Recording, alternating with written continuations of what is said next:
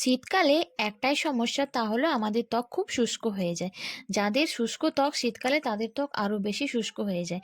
তবে শীতকালে কিন্তু সব ত্বকেরই একটু বাড়তি যত্ন নিতে হবে। সকালবেলা ঘুম থেকে উঠে যদি এইভাবে ত্বকের যত্ন নেওয়া হয়, তাহলে সারাদিন ত্বক থাকবে ভালো, ত্বকের মধ্যে আর্দ্রতা থাকবে এবং ত্বকের মধ্যে কোনো শুষ্কতা থাকবে না। তো চলো বন্ধুরা, সকালবেলা ঘুম থেকে উঠে তোমরা কিভাবে শীতকালে ত্বকের যত্ন নেবে বা আমি আমার তৈলাক্ত ত্বকের কিভাবে যত্ন নিই সেটাই আজকে তোমাদের সঙ্গে শেয়ার করব।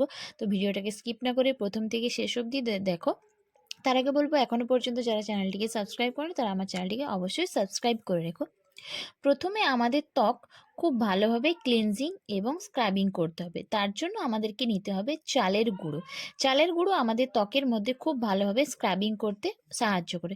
আর তার সঙ্গে আমি নেব অল্প পরিমাণ হলুদের গুঁড়ো। এখানে আমি রান্নার যে হলুদ গুঁড়ো হয় সেটাই নিয়েছি। আর নেব আমি এখানে নারকেল তেল। নারকেল তেল আমাদের ত্বকের জন্য খুবই উপকারী। এই শীতকালে আমাদের ত্বকের মধ্যে আর্দ্রতা ধরে রাখতে নারকেল তেল খুবই ভালোভাবে সাহায্য করে।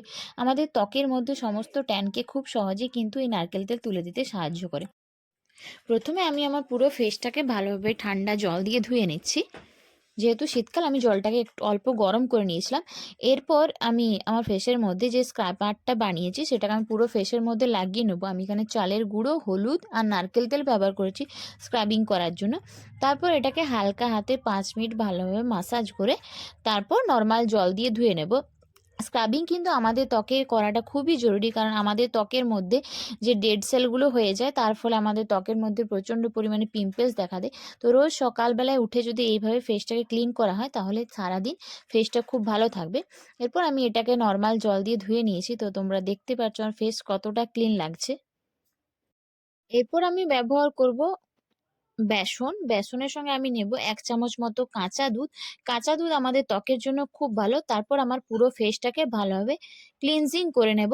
বেসন আর কাঁচা দুধ নিয়ে এটাকে মুখের মধ্যে রেখে ৫ থেকে ১০ মিনিট হালকা হাতে মাসাজ করে তারপর সেটাকে নরমাল জল দিয়ে ধুয়ে নেব। তো তোমরা দেখতেই পাচ্ছ আমার ফেস কতটা ক্লিয়ার লাগছে।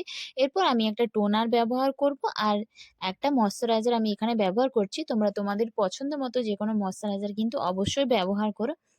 তো এটাই ছিল আজকের ভিডিওটা। তো ভিডিওটা কেমন লাগলো সেটা নিচে অবশ্যই জানিও। আর এইভাবে কিন্তু রোজ সকালে তোমরা তোমাদের ফেসটাকে ক্লিন করো।